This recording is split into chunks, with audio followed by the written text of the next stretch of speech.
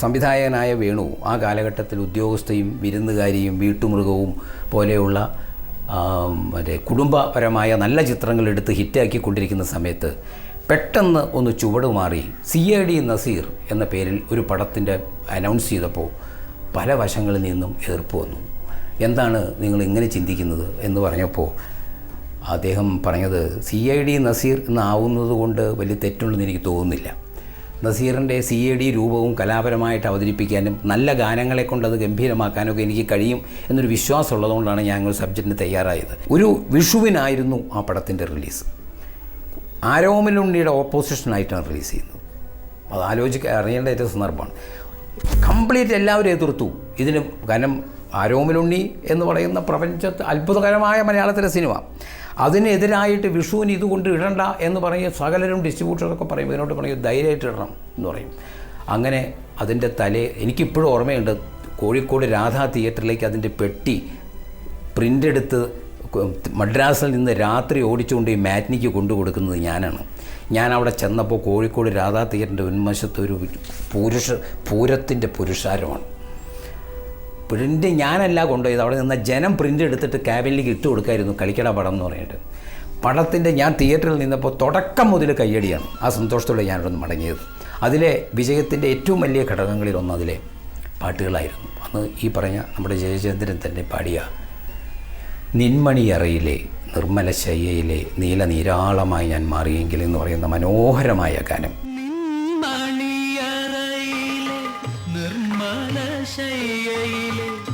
നീല നീരാളമായി ഞാൻ മാറിയെങ്കിൽ ചന്ദന മണമൂറും നിന്ദേഹ മലർവല്ലി എന്നുമെൻ വിരിമാറിൽ പടരുമല്ലോ.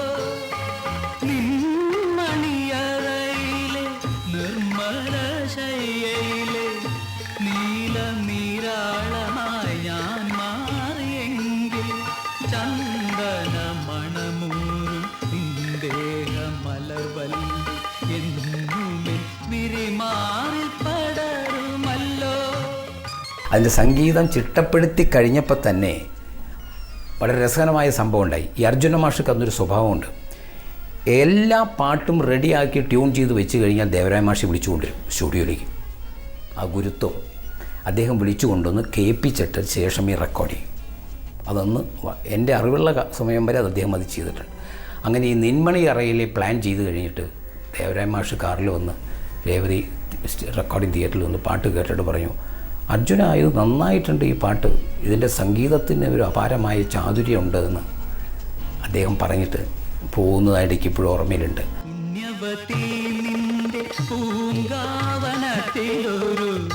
പുഷ്പശലഭമായി ഞാൻ പറന്നുവെങ്കിൽ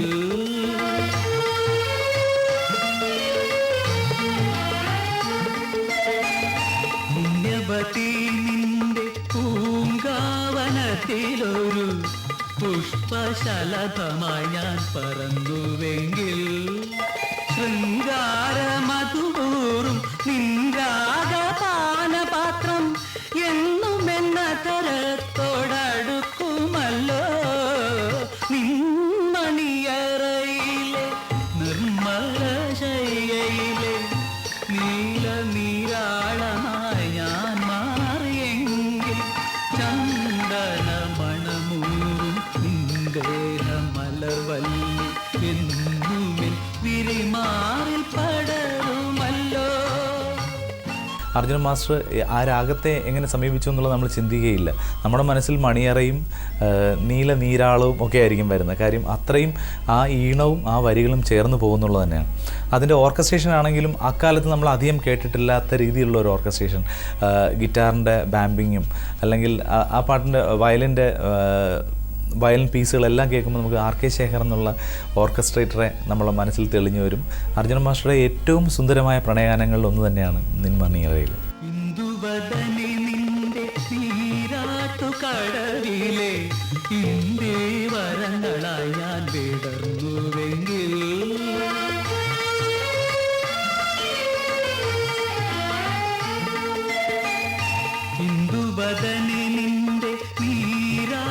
കടവിലെ ഇന്ദി വരങ്ങളായ